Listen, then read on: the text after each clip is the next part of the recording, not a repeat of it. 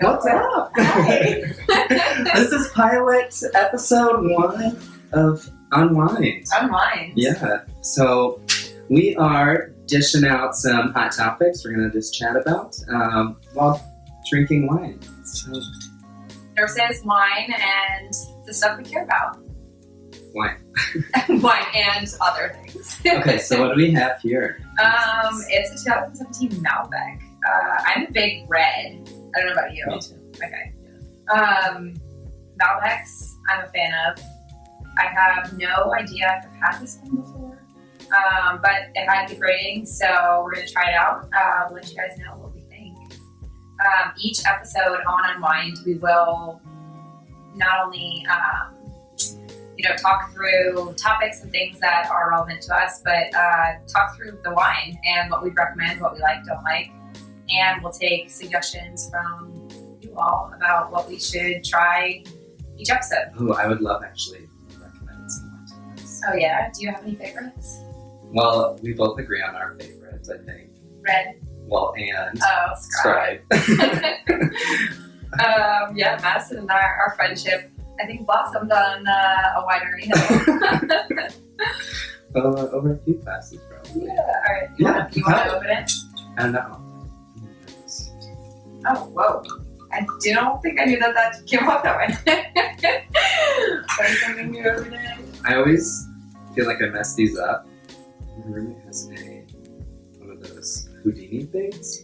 Oh, the ones that just do it for you? Yeah. But I still feel like I've managed to mess those up every time, too. How do you feel about twist-offs? I'm a big fan. Oh, yeah. Because I feel like I always lose the wine opener. I never have one. Do you think it changes, like, the quality and experience of the wine? With the cork? Without the cork? Well, probably. I don't I know. think so.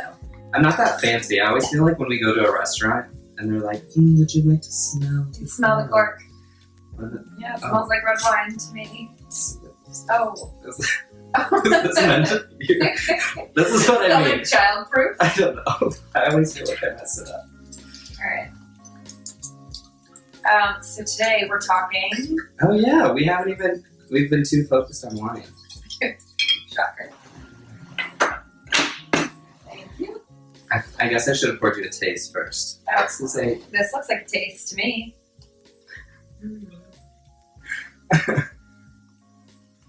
oh, you weren't gonna wait?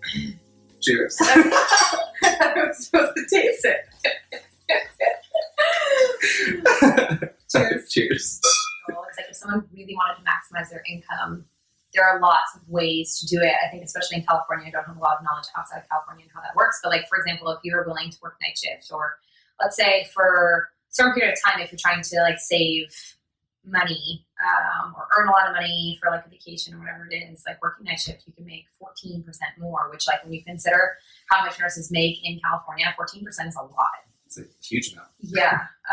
So to me, personally, I just couldn't do it. I worked my night shifts actually because sometimes they count it as weekend shifts, and I had my weekend requirement. But and to shake it up, day shift on a med surg peds unit is like rough. Like can be very rough sometimes, and like obviously night shift has its trials and tribulations too. But I think night shift for some of us became a outlet versus like financial incentive, but the money was great. Like I had one friend, who did that, swapped to night shift because she just kind of needed a break from day shift and all the chaos that came with it. But then she got so used to paychecks. So when she went back to day shift, it was like, oh my gosh, this is a lot less than I'm used to seeing. Yeah, I feel like the more money that I've made, I've noticed the more money I tend to spend. Yeah. That kind of correlates. I don't know, I feel like it's like, oh, I have like so much more. I can do so many more things. Which I probably should be saving. But that's what we're here to talk about. Yeah. How we can do those things. Have you ever thought about picking up like a second job or doing anything like that? I mean, I always, when working my 3 12-hour, I was 3 12-hour shifts full time. I always was doing something else on my days off. It was like, I didn't have 4 days off. It wasn't just like not working 4 days a week. So something that was actually really easy when I moved out here before I was licensed as a nurse, because like we chatted about, California takes forever to get licensed as a nurse, and I had planned to move out here, not for financial reasons, but for love in a lot of ways. And, you know, I didn't want to move out here with like zero commitment of like any income. I needed to know that I was going to have some sort of income, and without being licensed as a nurse, that couldn't be nursing. So I actually, what I've done most of my life since anyone would ever let me near their child, I babysat. And as a pediatric nurse, it's kind of a no-brainer in that, you know, if you don't get sick of the kids, you know, in one or the other, but most people who become pediatric nurses really love kids. It's such a great second stream of income. It's like usually entirely flexible. Every parent's dream is like having a pediatric nurse as a babysitter or nanny. I actually never thought about that. It's so underrated, and I think, you know, the families that I babysat for, I've been really lucky that they've become like a part of my life, and mine and me. I've become part of theirs, and it's just something that it's like not really talked about. I think it's something that's perceived as like a job when you're in middle school, high school, maybe college, but it's also a really great form of birth control. And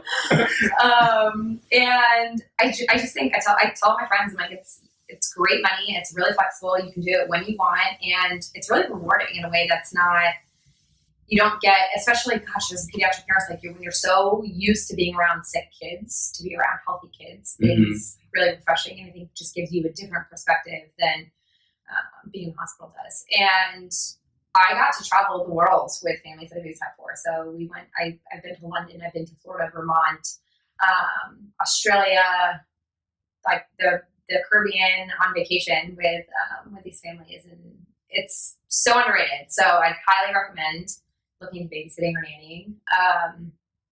And then, yeah, I think just some other things, you know, when I got started here at Trusted, I was actually still working at UCSF. And so I was doing both.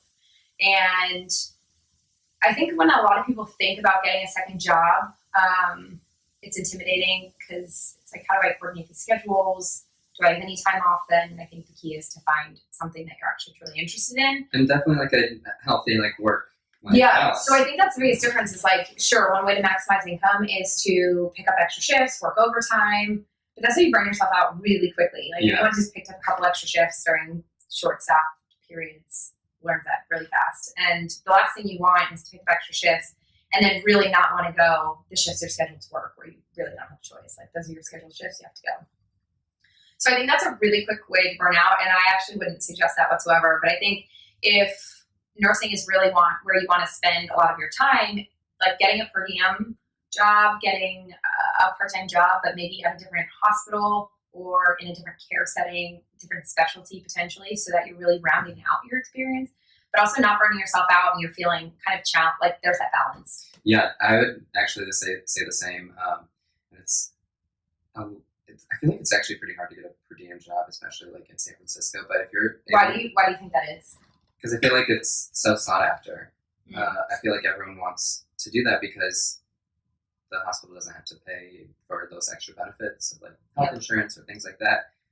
So you get a higher hourly rate, but like it's kind of a give and take. So if you can find like a permanent job, but also find something to do per diem as well, I feel like that would be an amazing way that, you know, you can add income and you can kind of pick and choose like when you want to work and what shifts you're available, which is great. But what other type of like side jobs, I guess if you want to call them side jobs, have you heard nurses work or have seemed like really cool gigs that people have taken advantage of as like not necessarily just income in addition to their primary job, which is likely nursing, but also like gives them different type of experience and makes them a different, you know. I know a ton of people that drive for Lyft or Uber, which I feel like if you have a car and it's like functioning and you know, even doing it for like a few hours, I know like a lot of people like can pick up like some extra cash and it seems like a great way to get some extra income and like not hard work. I don't think it, doesn't require the type of like critical thinking. just like paying attention to the road and making sure you don't like hit anyone, and maybe it's extra practice if you do. Yeah. Like somebody, then you jump into nurse mode. I'm gonna save you now. Don't worry, I'm a nurse. Don't worry, like not professional driver by any means, but I'm a nurse, so when we crash or that's actually probably what I'd say when people got in my car. Don't worry, I'm a nurse. I'm a terrible driver, but don't worry, I'm a nurse. Yeah. Look, here's my CPR card. Yeah, I think that like those are great ideas. Some others, like I know some people are bloggers. I know some nurses who are on Upwork as like freelance writers. I would love to work at like a coffee shop or like be a bartender, but I feel like being a bartender would be like difficult hours. Unless you're used to working nights, then like you can stay on the same shift. Yeah. That'd be pretty great. I feel like actually digressing a little bit here, but I feel like being a bartender is like fairly similar to being a nurse in a lot of ways. Oh yeah, you're just babysitting. Like, I mean, we do more than babysit. But yeah, I think like the people component. Just like customer service, like definitely is. Yeah. How nursing like focused it. Yeah. One thing that I think is so cool that is not talked about that often, but I think could be talked about a bit more, and definitely takes somewhat of a leap of faith, but maybe not even really, is when nurses in their additional time, in addition to their full-time nursing job, which is like the beauty of nursing is that it potentially could be 3 12-hour shifts, which is a full-time job, full-time income, but it gives you the opportunity to take a chance on something that, maybe you wouldn't otherwise if you had to depend on that for your income. And I know that your friend started her own company. Yeah. Yeah. That's right. And that's like, sure, yeah, it's additional income, but it's also, in addition to being additional income, it's like it's a company. Yeah. Nightingale Express, amazing thing where they do gift boxes for nurses. So cool. Just like this nurse was like, I had a patient, their family member was like, how can I like show appreciation? Like you guys have taken such great care of my kid. And she's like, honestly, I don't think there's like anything like it. And that's kind of how. Yeah. So hers wasn't motivated by like, I'm trying to find an additional, like I want additional income. What can I do? It was more out of a passion. Yeah, totally. Yeah. And a good way to like, even probably like de-stressing after your day, like to, use like a different part of your brain to, have something like creative and like, they curate these boxes and make it fun and just something that you're passionate about. So yeah, that's an awesome way to, also generate some extra income. Well, should we take a break here? Yes. All right. We'll see you Wine, you're up. Yeah, definitely.